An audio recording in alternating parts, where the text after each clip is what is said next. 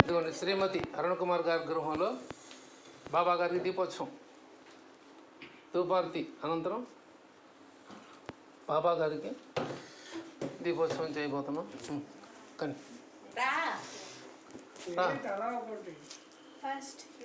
ఇదిగోండి ఈరోజు పుట్టినరోజు చేసుకుంటున్న బాలుడు,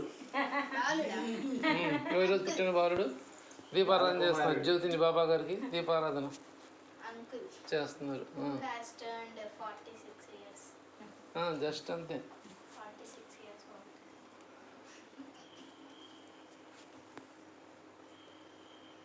ప్రథమ దీపం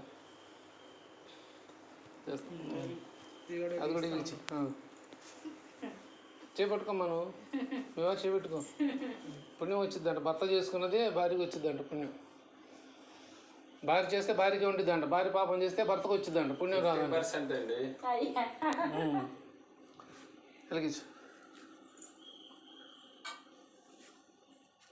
బాబా గారికి దీపారాధన చేస్తున్నా అరుణ కుమారి. రండి రెడ్డి గారు.